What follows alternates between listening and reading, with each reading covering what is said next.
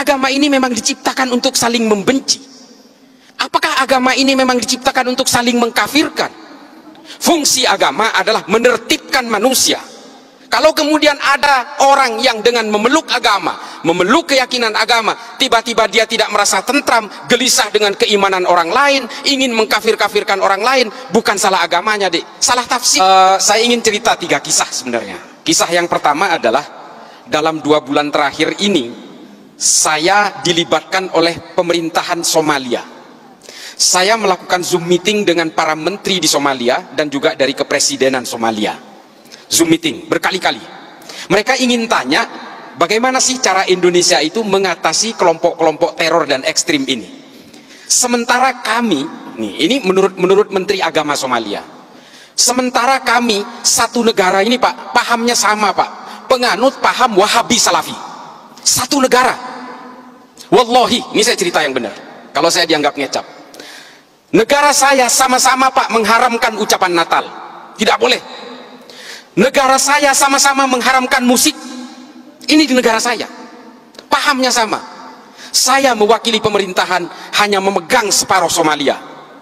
Pemberontaknya yang bernama Al-Shabaab juga punya keyakinan yang sama, memegang separuh lagi wilayah negara saya. Apa? Gimana? Kok mereka itu nggak pernah berhenti bertikai? Padahal fahamnya sama, manhajnya sama, ijtihadnya sama, alirannya sama, kitab-kitab tafsirnya sama. Irisannya di mana? Mereka saling mengkafirkan satu sama lain. Ini loh efek dari yang namanya paham al-wala wal bara. Siapa pencetusnya? Ibnu Taimiyah.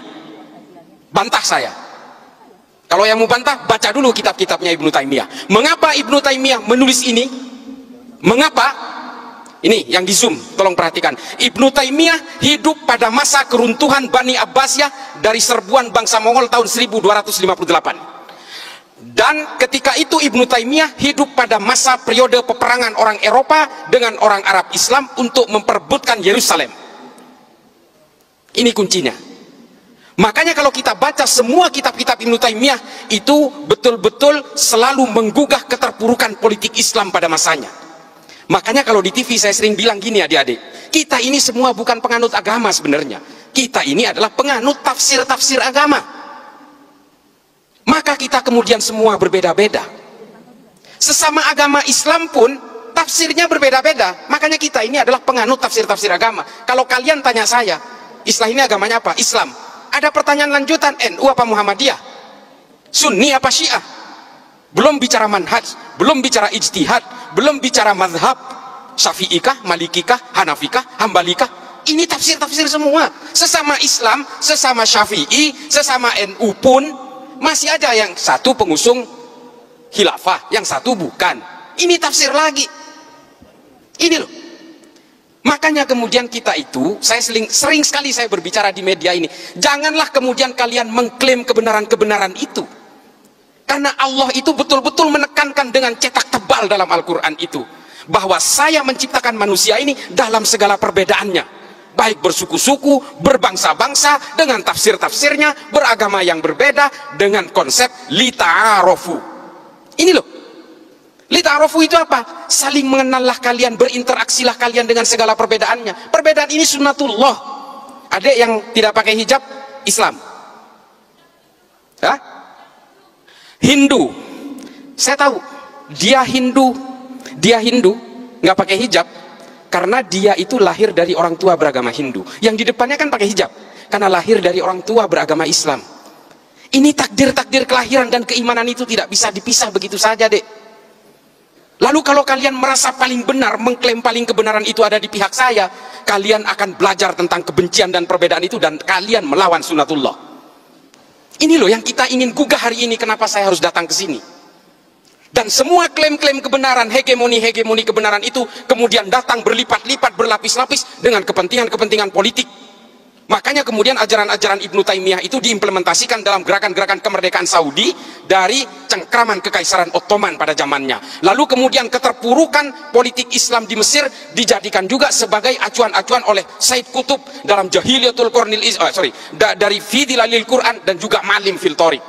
Dari situ kemudian berkembang, ditulis oleh Muhammad Qutb dengan Jahiliyatul Qarnin Isrin, ditulis ulang oleh Al-Qaradawi, Ayman Al-Zawahiri, diimplementasikan oleh Osama bin Laden, oleh Abu Bakar Naji dalam Idarat At-Tawahus, kemudian semua bergulung-gulung dengan kebencian-kebencian dan brutalitas.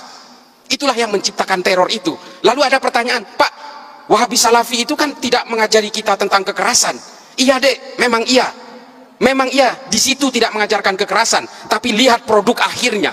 Yang ditahan oleh Densus hari ini sama usul fikihnya dengan orang-orang yang diyakini dari Wahabi Salafi itu.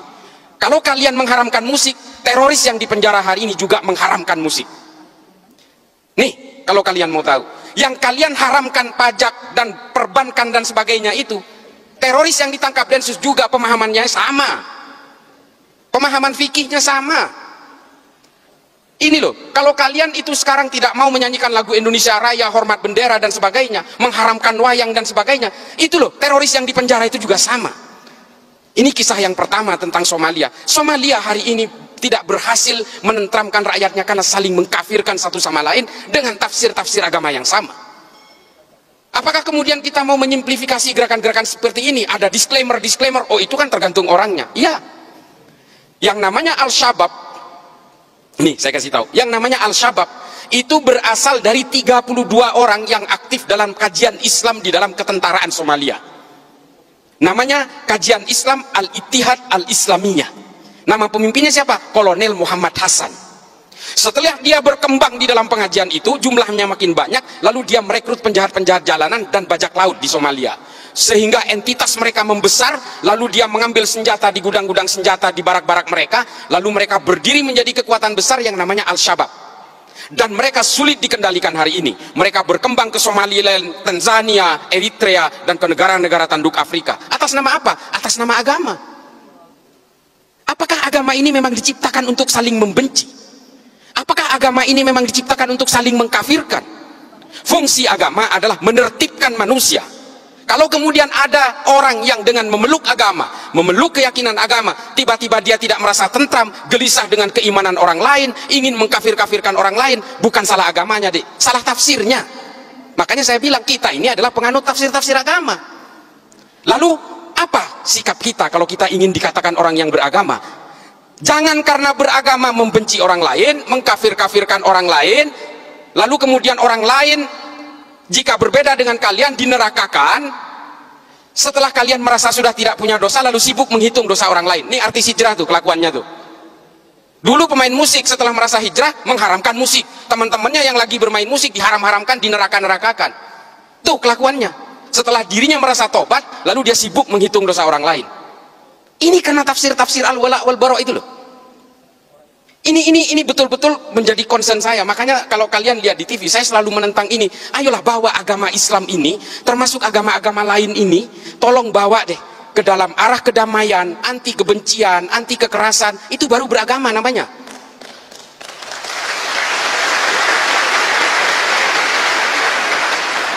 Memang terrorism has no religion. Terorisme tidak ada agamanya.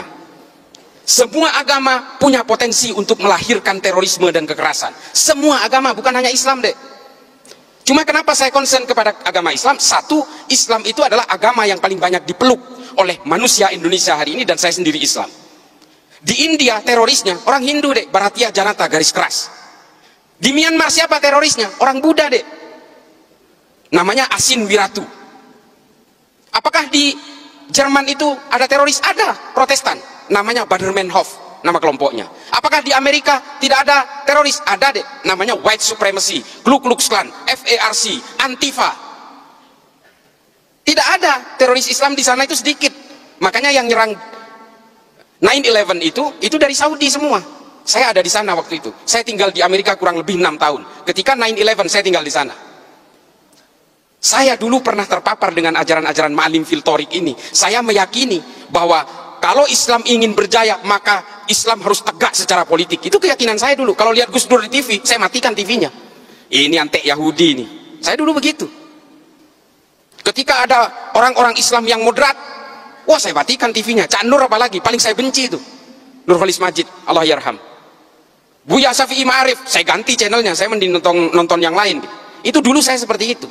Tapi kemudian saya berusaha mempelajari semuanya. Saya baca buku kanan, buku kiri, buku tengah, saya baca semua. Das Kapital saya habiskan, L'état de Révolution saya habiskan, Malim fil Tariq, Jahilatul Qarnin Isrin, saya baca semua. Hingga akhirnya apa? Kepala saya menjadi melting pot dari kesadaran-kesadaran kognitif bahwa manusia dan takdir-takdir keimanannya ini selalu berbeda. Kalau saya lahir di Meksiko, saya pastikan 1000% saya Katolik. Saya tidak bisa nantang soal hidayah. Ini benar-benar prerogatifnya Allah. Tapi kalau saya lahir di Argentina, saya Katolik deh. Lalu kemudian dengan takdir-takdir kelahiran itu, apakah kita kemudian seolah-olah, oh karena saya Islam, sejak lahir saya Islam, maka saya yang akan paling menghuni surga. Kalau orang yang berbeda dengan saya pasti masuk neraka. Selalu punya niatan-niatan seperti itu. Demikian juga dengan orang yang Kristen, kalau kalian mau percaya. Orang yang Katolik juga begitu kok. Inilah konsep-konsep dasar keyakinan itu. Lalu apakah saya menganggap semua agama benar? Bukan itu konsepnya. Setiap orang yang memeluk agama pasti menganggap keyakinannya paling benar. Persoalannya, apakah dengan menganggap keyakinan saya yang paling benar, apakah saya harus menyalah-nyalahkan keyakinan orang lain? Kan nggak harus. Itu adalah kesalahan besar, offsetnya di situ. Dengan mengatakan istri saya cantik, saya tidak harus mengatakan istri orang lain jelek kok. Ini loh analoginya. Maka kemudian Habib Ali Al-Jufri membuat sebuah buku, judulnya Al-Insaniyah Qabla Tadayyun. Mengenal kemanusiaan lebih dulu sebelum mengenal agama. Karena apa? Kelahiran kita dan konsep-konsep keimanan ini berbanding linier. Kita beragama Islam karena lahir dari negara dengan mayoritas Islam dan dari orang tua beragama Islam. Kalau kita ini lahir di negara-negara dengan beragama Hindu misalnya, di India, kita lahir di Jammu misalnya, bisa jadi kita ini Hindu. Atau lahir di Bali, bisa jadi Hindu. Sementara kita tidak pernah ditawarkan mau lahir dari orang tua beragama apa. Tiba-tiba kita lahir brojol Islam, ikut keimanan orang tua, lalu I'm the man, I'm the holder of universe. Ini loh penyakit-penyakit orang yang kemudian menghegemoni keimanan bahwa dia itu adalah pemegang kebenaran tunggal. Makanya kalau kita ingat tulisannya Thomas Aquinas dalam Summa Theologica, saya paling memegang ini. Meskipun Santo Thomas Aquinas ini adalah seorang Katolik, bukunya itu saya habiskan.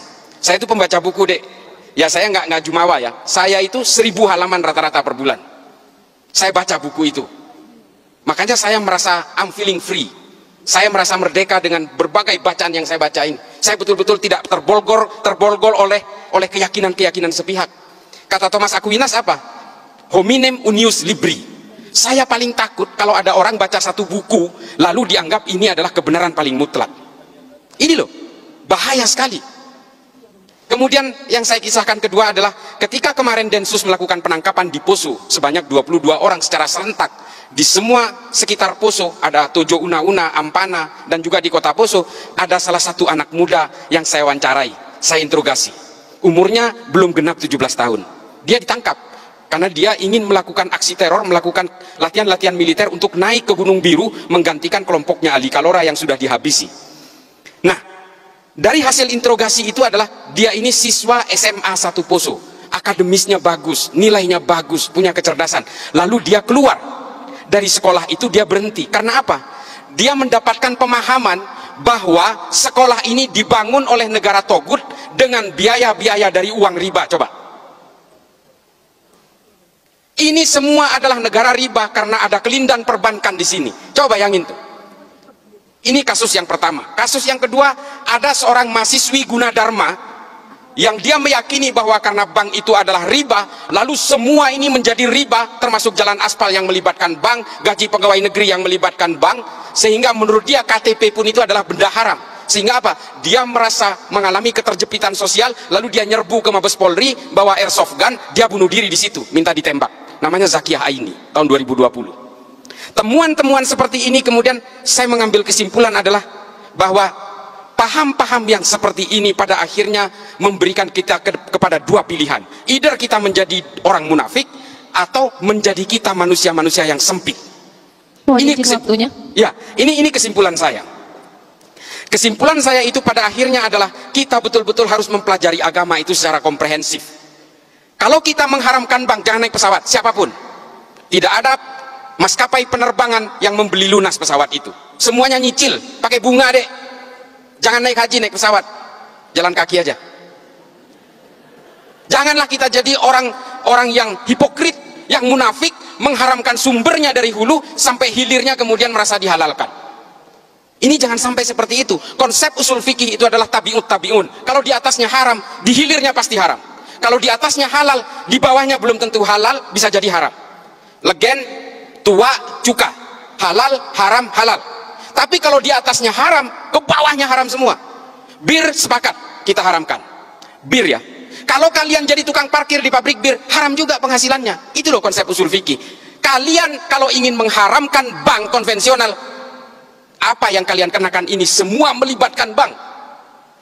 Kalian akan menjadi munafik semua. Lalu, apa antisipasinya? Darul Iftah Majelis Ulama Mesir kemudian menghalalkan bank-bank konvensional ini.